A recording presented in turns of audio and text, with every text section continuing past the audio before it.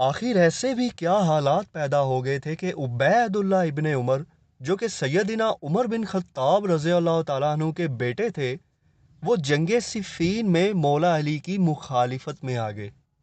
عبید اللہ نے ایسا کیوں کیا اور اس کے پیچھے کیا وجہ تھی؟ تو چلیے بات کرتے ہیں اس وجہ کے بارے میں۔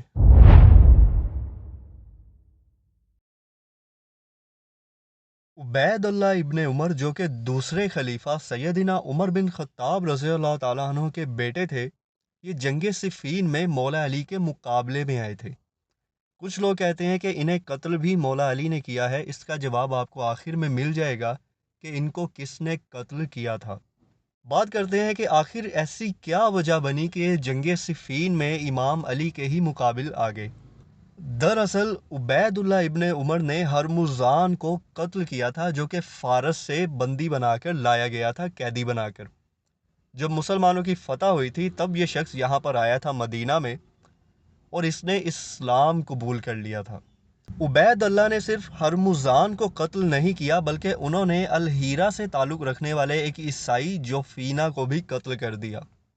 عبید اللہ کی طرف سے ہرمزان اور جوفینہ کو نشانہ بنانا عبد الرحمن ابن عوف یا عبد الرحمن ابن ابی بکر کے اس دعوے سے پیدا ہوا کہ یہ جو دونوں افراد تھے ان کو فیروز ابو لولو کے ساتھ دیکھا گیا تھا۔ شک کی بنا پر انہوں نے ان دونوں کو قتل کر دیا، حضرت عمر کے بیٹے نے اپنے والد کے قتل کا بدلہ لینے کے لیے۔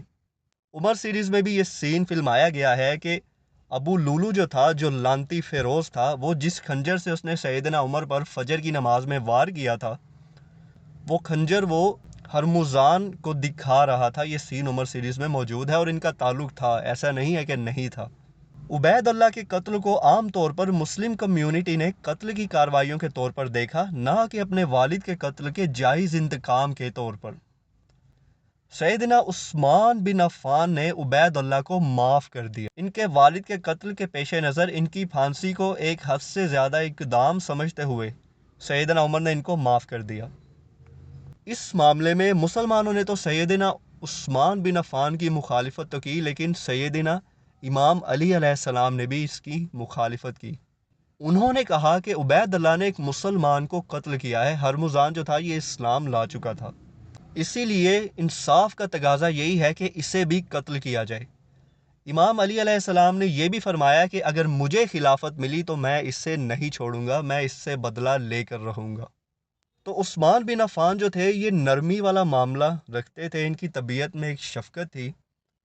جب انہوں نے دیکھا کہ لوگ بہت زیادہ مطالبہ کر رہے ہیں عبید اللہ کی پھانسی کا، انہیں سزا دینے کا، تو عثمان نے کیا کیا، عبید اللہ ابن عمر کو مدینہ سے باہر ایک رہنے کے لیے جگہ دے دی تاکہ لوگوں کا رجحان ان کی طرف سے ہٹ جائے۔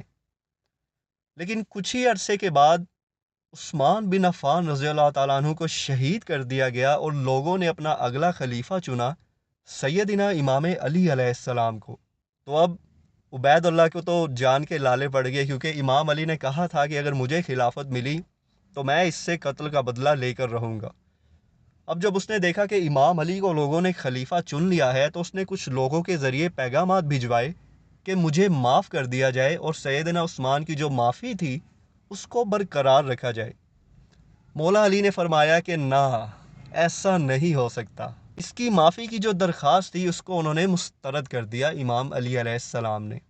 اب ظاہر ہے جب اس نے دیکھا کہ امام علی تو معاف کرنے کو تیار نہیں ہے جو اس نے قتل کیا تھا، تو پھر اس چیز کا جو فائدہ اٹھایا وہ معاویہ رضی اللہ تعالیٰ عنہ نے اٹھایا۔